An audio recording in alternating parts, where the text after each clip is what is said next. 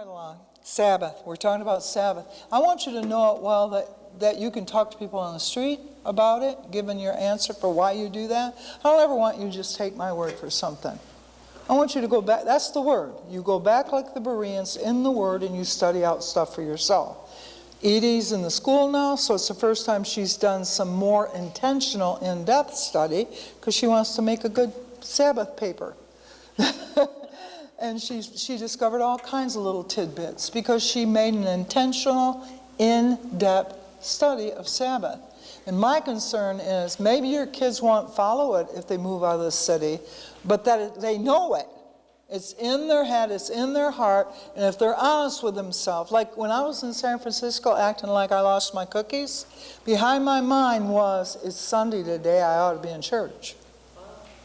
No matter how badly I acted and how high I got, every Sunday I'd still realize, and then I never bothered to go on the phone book to find a Christian Reformed church to go to.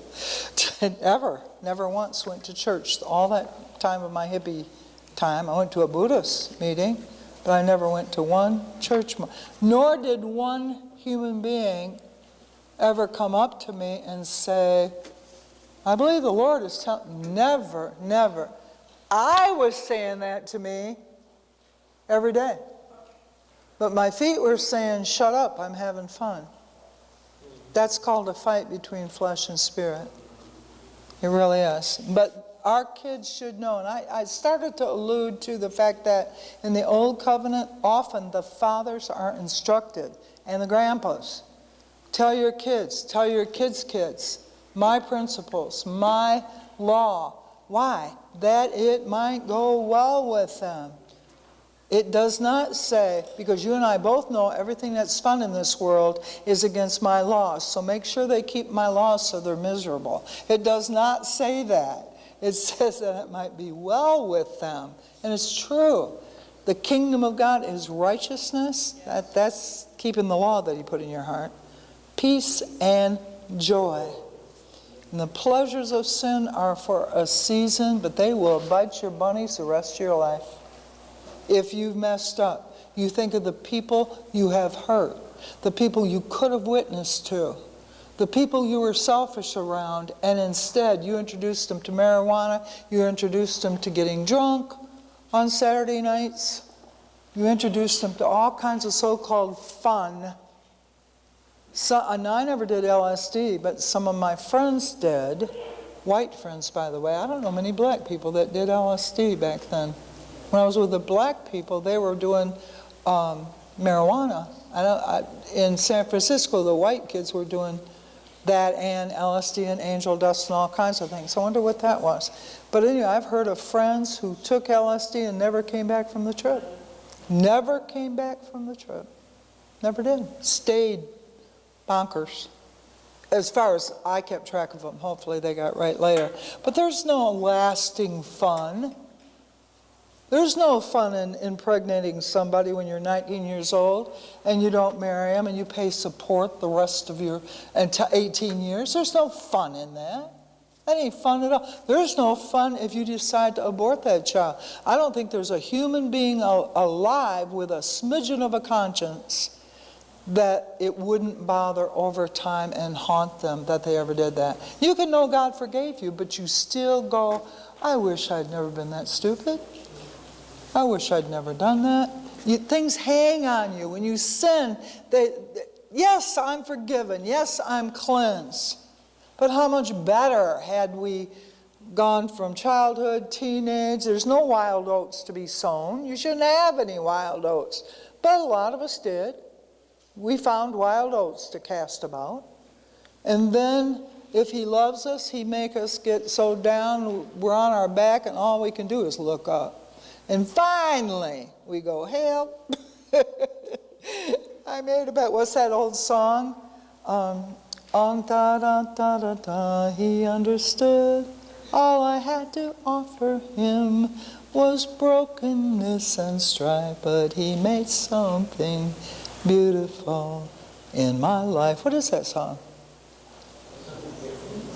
Dun, dun, dun, dun, dun, dun, dun, dun. Something beautiful, something good. All my confusion, he understood. And then let's see. All I had to offer him was brokenness and strife, but he made something beautiful of my life. We're the only, just old people remember that song. Do you remember that song?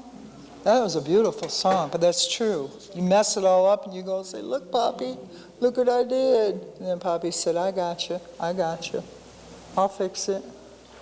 And he did. And he did. Huh? Something beautiful. Louder, Robert. Something good. All my confusion, he understood.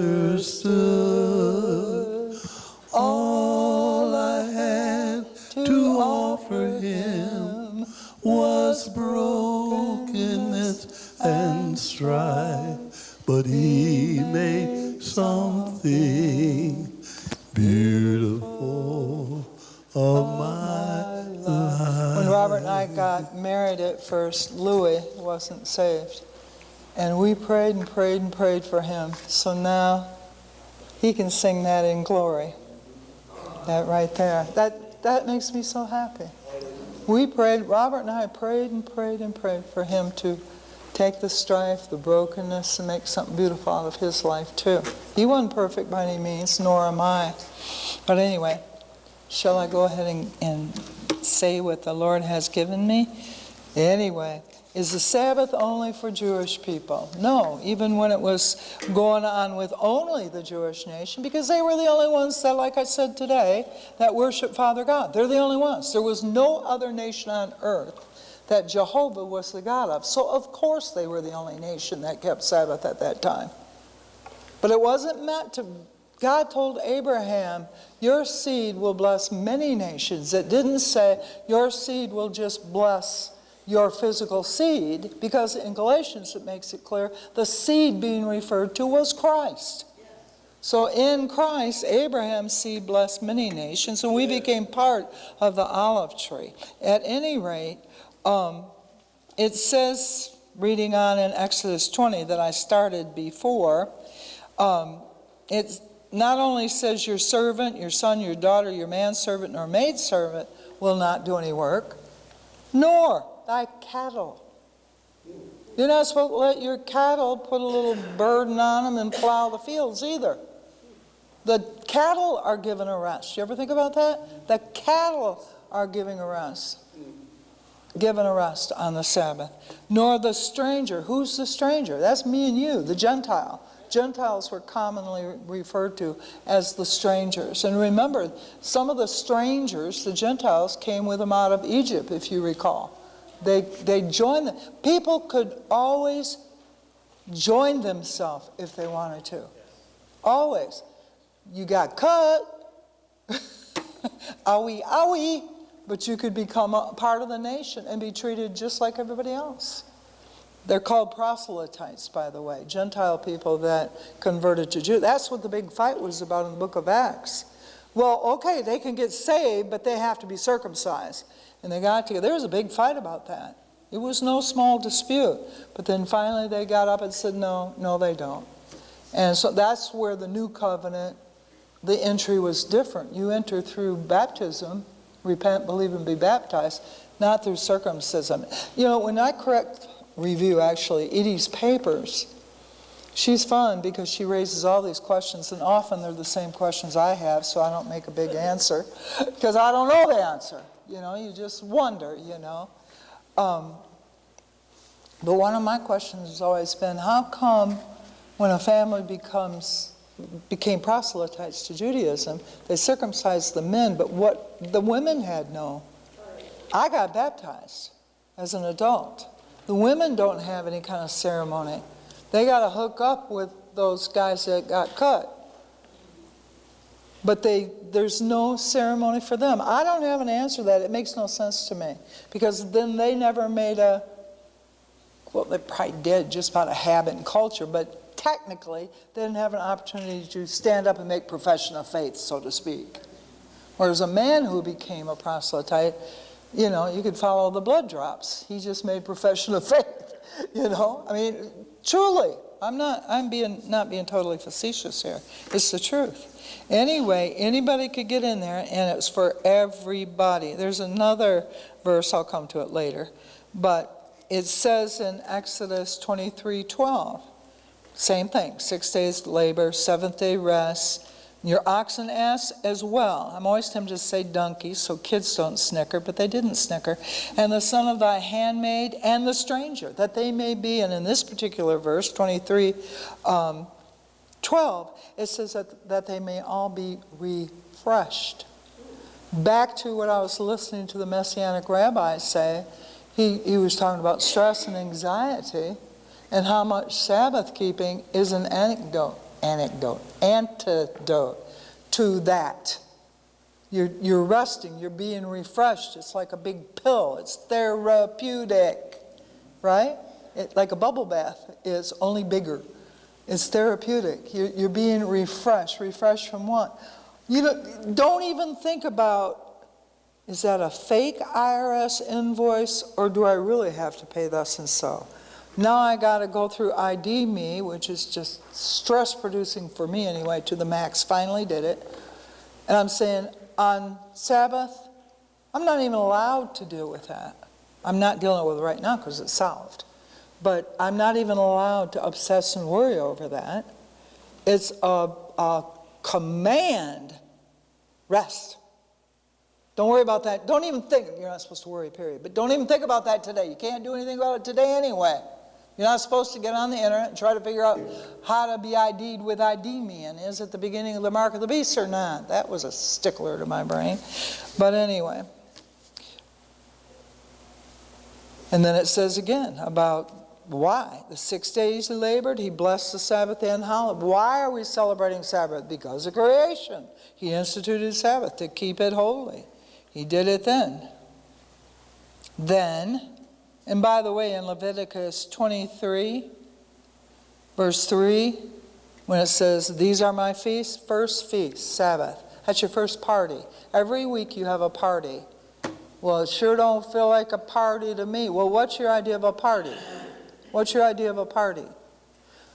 I look back at my favorite times in the universe, and invariably it involves some form of praise and worship, even if it's in the living room or at a breakfast table. Some of the most transcendent, glorious times in my life have been when people agree to sing together spontaneously in informal settings. I remember one time, I used to pick up Linda Sutter from Wisconsin, sometime a couple times a year. That poor child, I wore her out. Because she literally had to tell me on the way home one time, after about 2 hours of worship, think of another one, sing the old songs, let's sing the old. And finally she said, Rosemary, I need to rest right now. But those are some of the most glorious times to just sing and sing and sing. Beautiful songs. What? One time with her and her husband around the Oh, that was so much fun. The four of us at breakfast in their home around the table, and we went from one song to the next, to the next, to the next. It was just beautiful. It was wonderful. It was like transcend. Well, that's my idea of partying. You've in the past 20 years ago see me acting silly with some kind of social gathering. True that, and yes, I was having a good time, but there's nothing as glorious as having a good time that has to do with being plugged into the things of the Lord. Nothing. Nothing. For me. So if you enjoy the Lord and His fellowship, His music, His word, His movies, His insight. I don't know how many times I've seen Say Amen somebody. I've worn that movie out. And every time when I'm done watching it, I miss the people in it. They're real people. It was a documentary. It was real people. They don't know how much I love them. I've never met them. Most of them are in heaven now. But I'm just saying, when we think of celebrating Sabbath as a festival, as a party, I don't think usually we've gotten a taste for God's parties. I think we think of our parties, which usually involve a lot of really good food. which I like a lot too, obviously. You know, huh?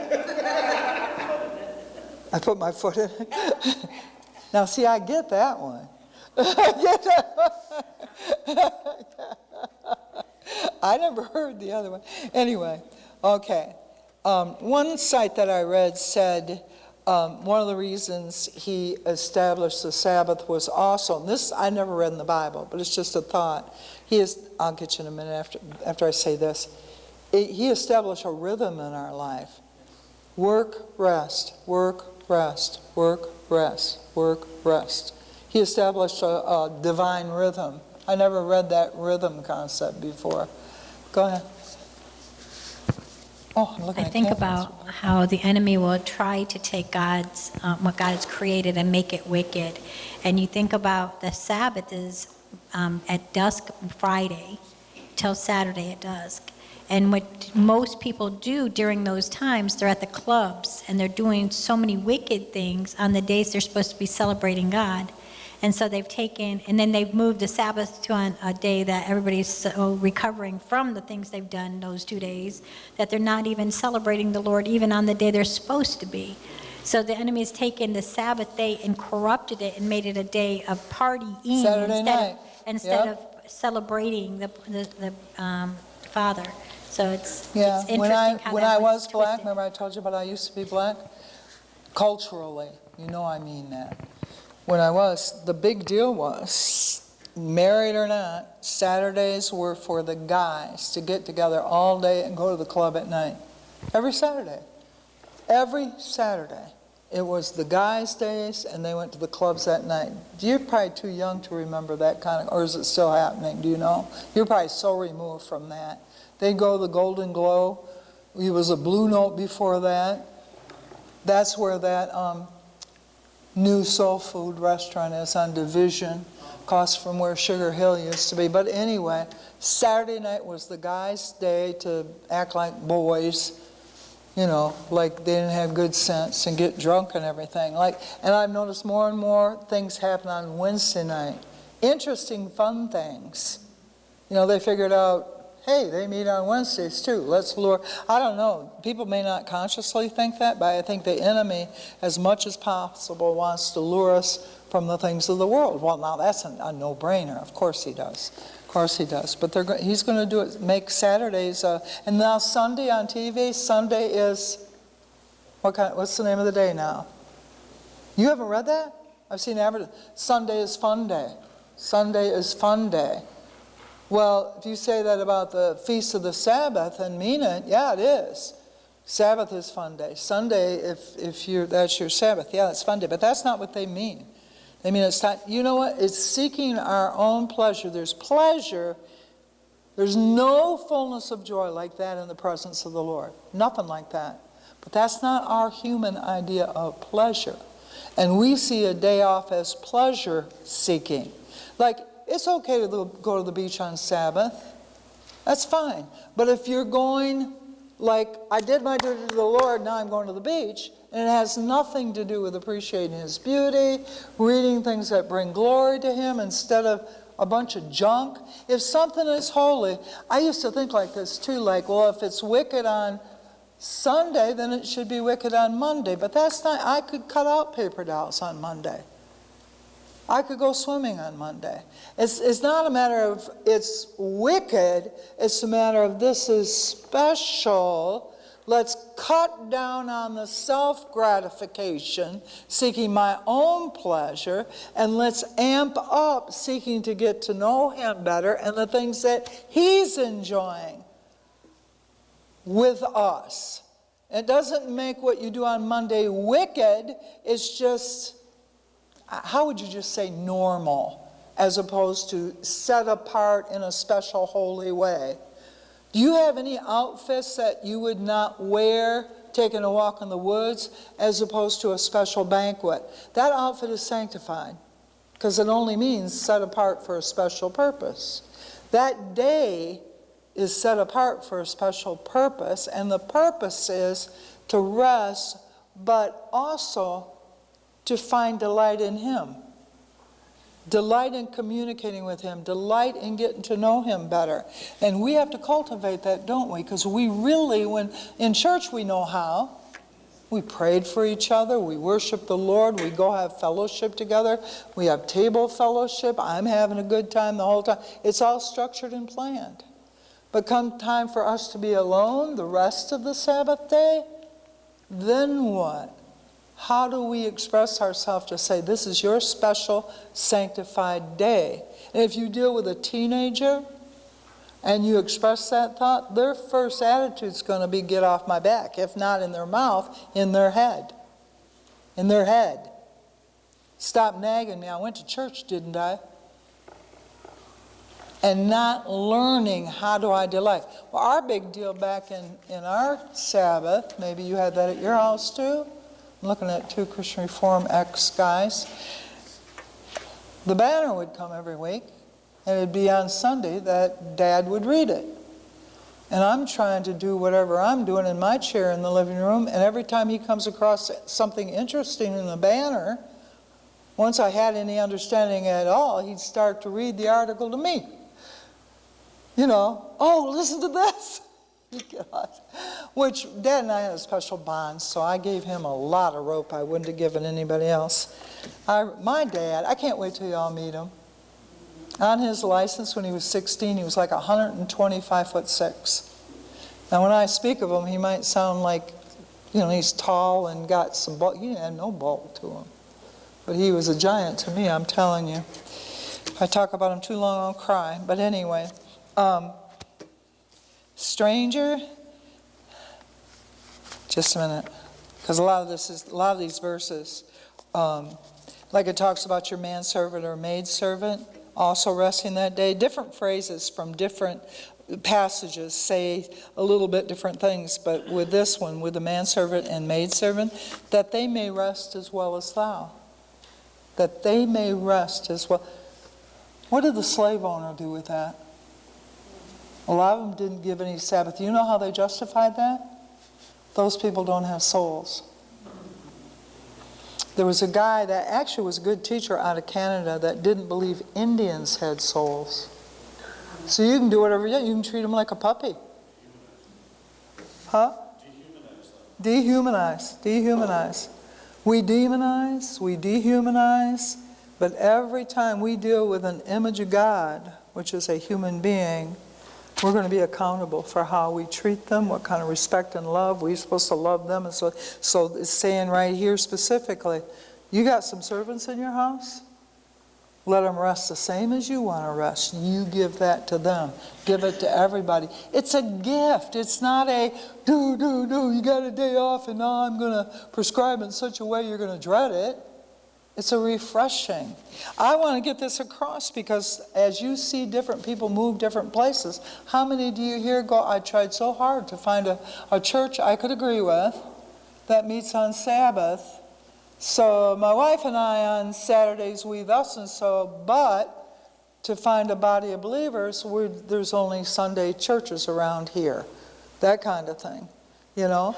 And fine if you can't find any, but you don't hear people going, I looked and looked, I wish somebody'd come here and start a Sabbath church. In other words, we have taught and taught and taught on Sabbath, demonstrated Sabbath as the seventh day, but I don't feel that it always takes hold, that it's heard.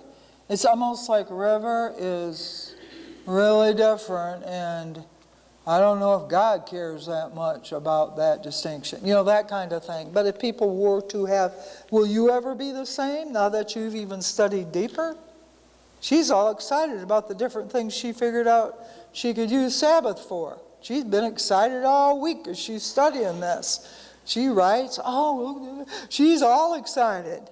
But you shouldn't have to come in the school to figure that out. We should all be reading on our own what delights the Lord and what He's given. Like I said to E.G., I said, we're not going to be around Sunday night. We take them out to eat on Sunday nights. Do you want us to pick you up at 5 on Saturday to go out to eat instead of Sunday? He looks at me. I don't know. I thought I was going to the gym at that time. Why don't you call me at 1 and find out? I looked at him, I said, E.G., it's a gift. It almost sounded like he thought it was for my benefit, and I think I'm doing it for his benefit, which if he thinks twice, he'll figure out it is, but he can make a schedule, and that's the end of that. Anyway, so I got to wait till 1 o'clock to call him and see if he wants his gift. Anyway, you get the point, though. Animals, humans, everybody gets to rest. Who? Karen, okay. I thought it was interesting because I watch a lot of reels now, Charlie Kirk. You what, that last part? Charlie Kirk, I watch a lot of reels yeah, he with believes him. in Sabbath. And yeah. he said, to our detriment, the church has lost keeping the Sabbath, and he's a Seventh-day He's a Seventh-day And he said he locked up his phone in a box, and he didn't have it on him for that whole 24 hours. And I thought, that's pretty, Yeah, I could know, do that. Ben Carson, too, he's an Adventist, and he did Sabbath, too. He used to be our housing under the first Trump administration. The doctor, the black doctor, Ben Carson. Yeah, he ran for president, too. He's a good guy, real good guy. But I was surprised. It wasn't until Charlie died that I saw he was a Seventh-day Sabbath keeper. My question is, does anybody have an answer to this? As many people that I talk to that actually believe Saturday is the Sabbath, do you think Saturday is the Sabbath? Yeah, it is. Is there a reason the church doesn't switch back? And I just get this blank and crickets. They don't know. I don't know. Why do you think the reason is that people don't study it out and then just do what we did, switch to Sabbath? You got an idea there, Miss Rebecca? Thank you. She's got an idea. Let's hear it. You know, she was standing right in my face at brunch speaking. I understood every word she spoke. And when she gets a mic in her mouth and I'm this distance, it's just like a cartoon adult thing. You know, the little circles have globbity-gloop in them. I think it's due to tradition and a lack of conviction of the Bible. So you have a Tradition tradition, and what? a lack of conviction. Condition. Conviction. Conviction. See what I mean? There's that cartoon globbity-gloop. Y'all want me to get hearing aid like I told Ida she should. And Ida doesn't even hear me talking about her right now. She has no idea. And you know what? That's a blessing. That's a good reason for me to wait. That's a good reason for me to wait. I just realized that. Never mind. Oh, that's a gift. I know. It was tickling me. All right, I got a lot of that. I got a lot of that illustration of God saying it's a day of rest. How do you like that? What's the deal? I think also that people devalue the Old Testament in a lot of circles, and they feel like... Tremendously. Yeah, so they feel like that's disregardable, even though they believe in all the 10 Commandments. It doesn't make sense.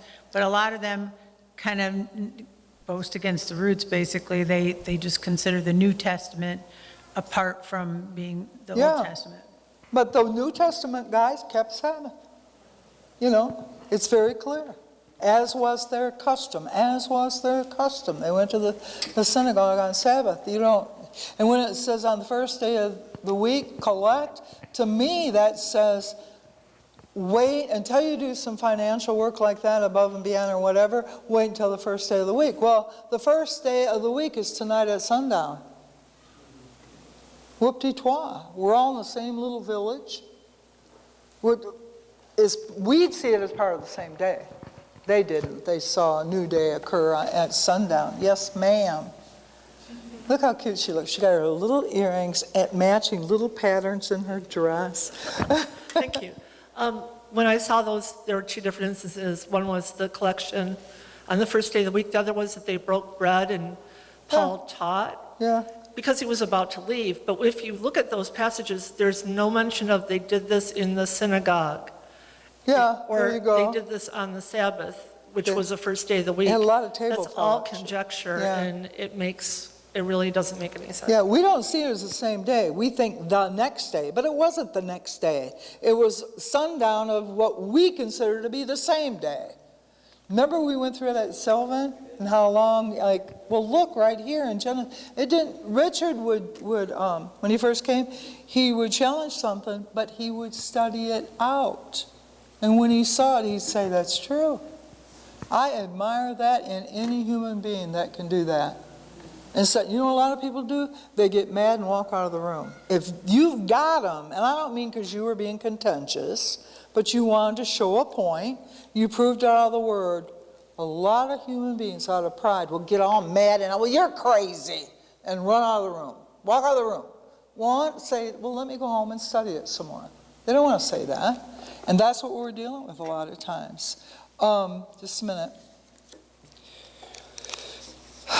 I told you before, it's the only commandment that said remember. And if you think about it, none of the commandments are erased, none but the fourth. But that, they didn't repeat it in the new covenant, but they did it. Just like my folks, they didn't keep preaching to me about the Sabbath, they did it. That's the same. In fact, it's stronger. If you think about it, demonstration is stronger than just words. It really is. And they demonstrated it. They really did. Just a minute.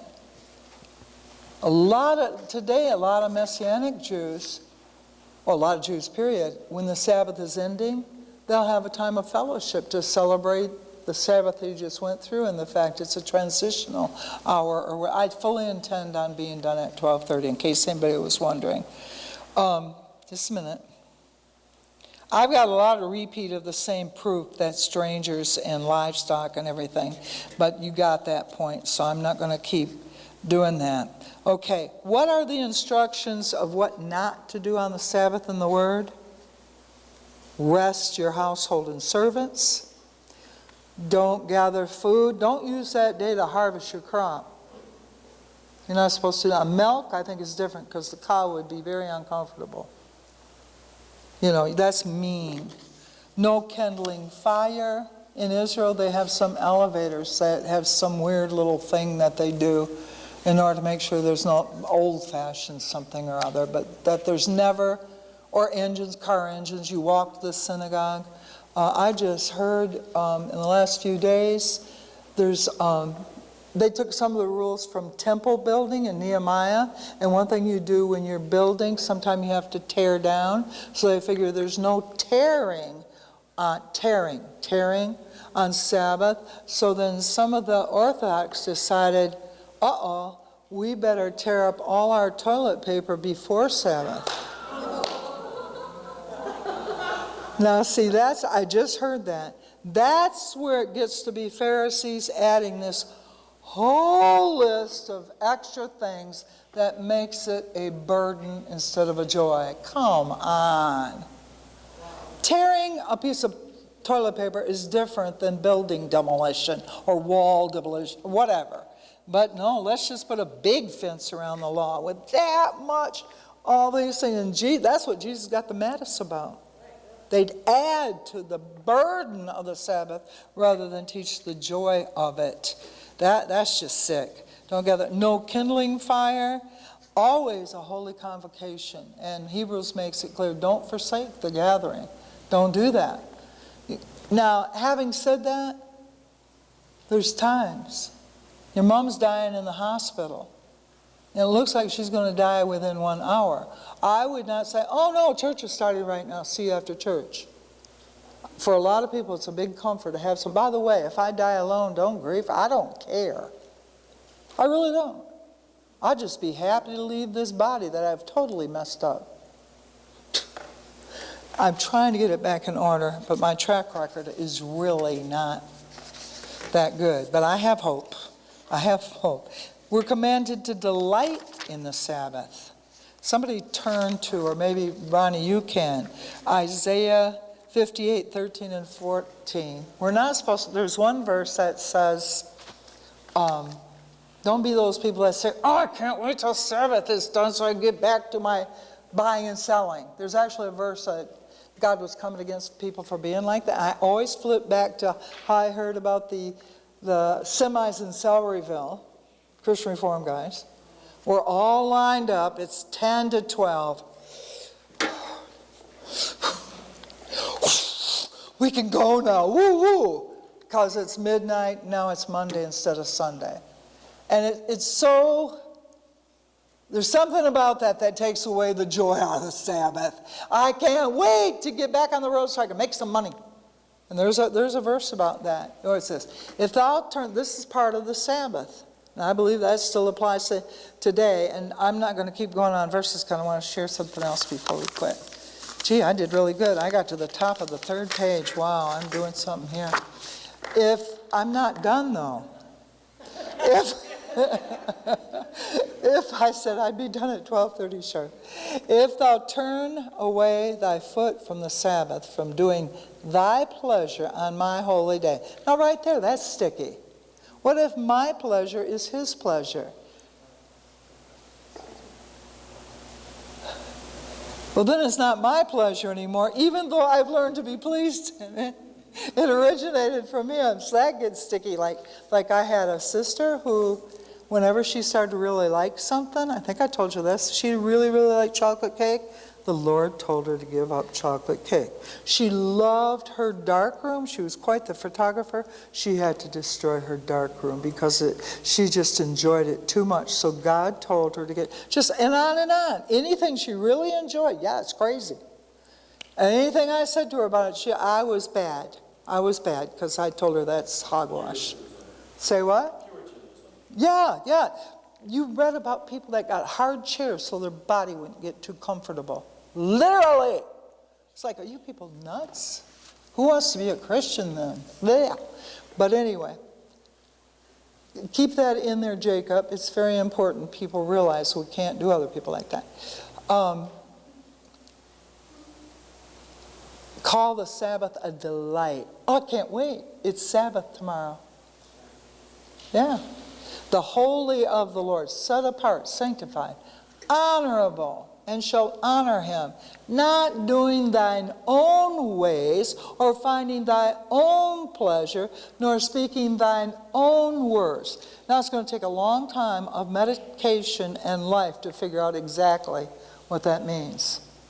Because you're going to be just like her if you take it at surface. Oh, you really, really like to do that? Well, evidently that's sin. Find something you don't want to do and you suspect God likes it, do that all day. Come on. That's not what it means. I don't believe that for 1 minute. I believe when we really, really love the Lord, in time, his pleasure is our pleasure. But it's not, oh, I don't want to go to church today. I want to make a tree house and then get in the tree house and read my favorite book. Had nothing to do with the Lord. I mean, your own pleasure that has nothing to do with delighting in the Lord. But when we make Sabbath a genuine delight and God a genuine delight, you know what? It's like going on a stupid diet. You read the Heart Foundation list of what you're supposed to be eating, and you're going, yuck. You find out what Cordell's making in his little bake sale. Yeah. But isn't that just like our lives? This is fun. This is carrots and asparagus. But we have to let our taste buds be changed by the Lord and things he delights in. And we have to trust him enough to believe that once you taste of it, you're going to delight in it. He is not going to feed us something that he says is going to bless us and restore and refresh us that's going to stay yucky to us. That's not going to happen. But there might be a little period of time that you make a transition like, oh, I miss key lime pie and I miss hot french fries from McDonald's. And I'm making an analogy, obviously. Anyway, that passage is something Lord revealed to us. Every phrase. Then thou shalt delight. If you do that, we're going to learn to delight ourselves in the Lord. It says, I will cause thee to ride upon the high places of the earth and feed thee with the heritage of Jacob thy father, for the mouth of the Lord has spoken it. Now that cause thee to ride upon the high places, that's where I got stuck for quite a few hours off and on of what exactly that means. And I was thinking about how in war, or even in beauty. If you get up, way up on the top of a mountain, the habitable part of a mountain, make a house there, you got the whole view of the city. You're more likely to have the advantage over any enemies. Sometimes there's snake lines that they don't go any further because it gets cooler towards the top, and some snakes can't handle that. So to me, that's like a picture of the enemy can't touch me as I'm dwelling. And you think of the, you're seated in heavenly places with Christ. That's really high places.